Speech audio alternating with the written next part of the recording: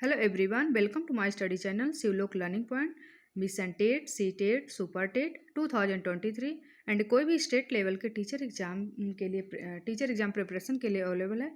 तो friends, today हम बात करने वाले हैं सी टेट सेशन के अंतर्गत एनवायरनमेंट के कुछ ऐसे पार्ट को जिसमें पशु पक्षी किस एनवायरनमेंट में रहते हैं, उसकी क्या सिंबल हैं और उसकी क्या आवश्यकता है और कैसे किस एनवायरनमेंट में किस तरह से रहते हैं, तो उस टॉपिक में बात करने वाले हैं। तो लेट्स स्टार्ट। तो यहाँ पे आप देख सकते हो हम शेर के बारे में बात करने वाले हैं।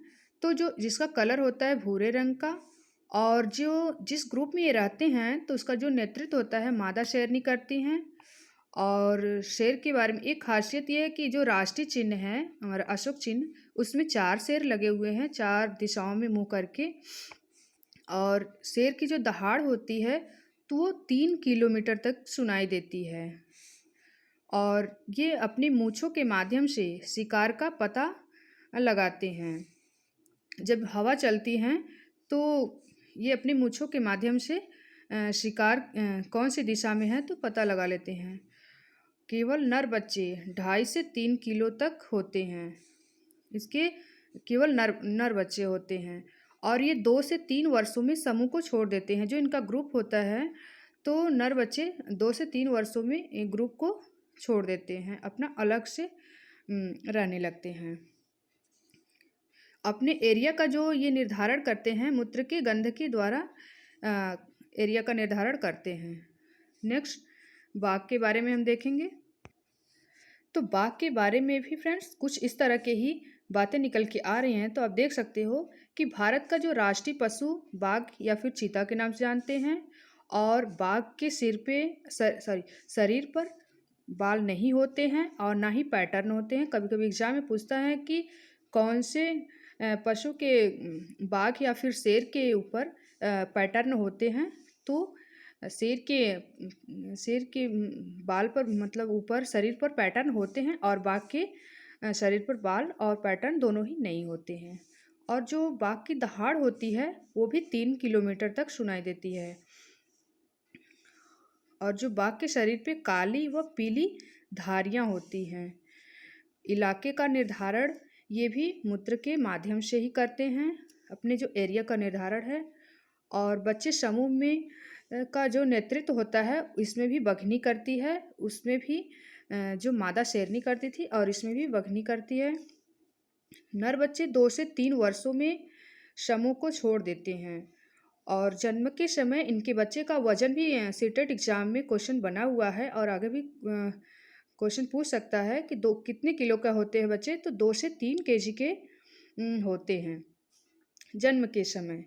और ये भी मूँछों के हिलने से ही शिकार भागने एवं पत्तों की हवा के द्वारा ये पता लगा लेते हैं। और एरिया का निर्धारण मूत्र के गंध से बाघ भी करते हैं। तो इस तरह से आपको कन्फ्यूजन नहीं होना चाहिए, इसका नोट्स बना लीजिएगा। एक क्वेश्चन तो ज़रूर बनता है सीटेट में, और इस टॉपिक को आप मोस्ट समझिए। तो इस तरह से आप नेक्स्ट टॉपिक में नाग या फिर सांप के बारे में हम बात करने वाले हैं। तो इसमें भी कुछ खासियत होते हैं जो एग्ज़ाम में क्वेश्चन बने हुए हैं सीटेट के। तो सरीसृप ये किस वर्ग के होते हैं? सरीसृप वर्ग के होते हैं, रेंग कर चलने वाले। और 2 खोखले दांत होते हैं नाक के। सूंघना, ये कैसे सूंघते हैं? कान नहीं पाए जाते हैं। और इनकी जो आयु होती है 10 से 12 वर्ष होती है। और जो सांप के काटने की दवा होती है तो सीरम कहलाती है। और जो किंग कोबरा बच्चे को खा जाता है। जो सांप में एक प्रजाति है किंग कोबरा, वो बच्चे को खा जाता है। घोंसले की व्यवस्था वही करता है, किंग कोबरा ही घोंसले की व्यवस्था करता है। और इसका जो मुख्य भोजन होता है चावल का माड़ होता है। तो इस तरह से आपको इस तरह से आप टॉपिक को समझकर नोट्स बना लेंगे। नेक्स्ट, सांप की प्रजाति है करैत, और निगलकर भोजन ग्रहण करना। इसकी जो करैत, अफाई, दुबैया है, ये निगलकर भोजन ग्रहण करता है। तो अफाई किस रंग का होता है? पीले और काले रंग का होता है। और फोर्थ जो सांप की प्रजाति है दुबैया, वो हरे रंग का होता है। तो यहाँ पे सांप की प्रजाति को आप समझ के और समझकर इस तरह से आप नोट्स में इंक्लूड कर लेंगे। इस तरह से आप देखेंगे केचुआ, तो केचुआ का भी जो पूछता है प्रजाति, तो सरीसृप प्रजाति का जीव होता है और ये भी रेंग कर चलने वाला। तो सांप और जो केचुआ होते हैं इसको किसान का मित्र कहते हैं। तो कभी कभी क्वेश्चन बना है कि क्वेश्चन में सीटेट के क्वेश्चन में बना हुआ है कि सांप मतलब कि कौन से किसान का मित्र होते हैं, सांप या फिर केचुआ या बोथ या नन।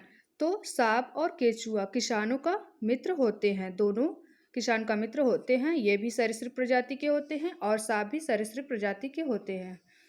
तो नेक्स्ट, भारत का राष्ट्रीय जलीय जीव डॉल्फिन के नाम से जो जानी जाती है डॉल्फिन। तो आप इसको देख सकते हो कि ये गंगा नदी प्रयागराज से हल्दिया कोलकाता, तो ये गंगा नदी में पाई जाती है, जो प्रयागराज से हल्दिया जो कोलकाता में होती है। और सांस जो अपने फेफड़ों के माध्यम से लेती है। इस तरह से कभी कभी क्वेश्चन बना हुआ कि डॉल्फिन या फिर कोई भी फिश अपनी जो सांस होती है किस तरह से लेती हैं, तो फेफड़ों के माध्यम से लेती है। और ये स्तनधारी जीव होती हैं जो बच्चे को जन्म देती है। और अंधी डॉल्फिन को हम सुसु के नाम से जानते हैं। कभी कभी ये भी क्वेश्चन बना हुआ है कि अंधी डॉल्फिन को हम किस नाम से जानते हैं, तो सुसु के नाम से जानते हैं, जो अंटार्कटिका में सबसे अधिक पाई जाती है। तो नेक्स्ट, ब्लू व्हेल के बारे में हम देखेंगे कुछ खास बातें कि पृथ्वी पर सबसे बड़ा जो भारी जीव है ब्लू व्हेल है और ये भी स्तनधारी होते हैं जो बच्चे को जन्म देती हैं और ये प्रशांत महासागर में पाई जाती हैं। कभी कभी क्वेश्चन बना है कि ब्लू व्हेल कहाँ पाई जाती हैं, तो ये प्रशांत महासागर में पाई जाती हैं। और सुसु को अगर क्वेश्चन पूछा गया तो ये अंटार्कटिका में पाई जाती हैं। नेक्स्ट देखेंगे मकड़ी। तो मकड़ी कीट वर्ग का अपवाद है, ये कीट वर्ग में आती है और इसके 8 पैर होते हैं। जब ये गर्भधारण के पश्चात तो नर मकड़ी को मार देती है, गंदगी फैलाती है, इसलिए सामाजिक जीव नहीं है, इसको सामाजिक जीव के अंतर्गत नहीं रखते हैं मकड़ी को, ये समूह में नहीं रहती है। ये क्वेश्चन बना है सीटेट में कि ये समूह में रहती है या नहीं, तो ये समूह में नहीं रहती है। तो नेक्स्ट टॉपिक, रेशम का कीड़ा। तो रेशम का कीड़ा सेरीकल्चर के नाम से जाना जाता है, सेरीकल्चर के अंतर्गत आता है और ये शहतूत के पेड़ पर पाए जाते हैं।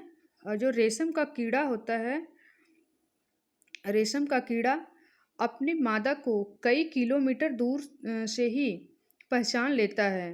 तो रेशम के कीड़े के बारे में इस तरह से खासियत कि शहतूत के पेड़ पर पाए जाते हैं और रेशम का कीड़ा जो होता है अपनी मादा को कई किलोमीटर दूर से ही पहचान लेता है। तो आज के लिए इतना ही, नेक्स्ट टॉपिक लेके चलेंगे। नमस्कार friends, please like share and subscribe.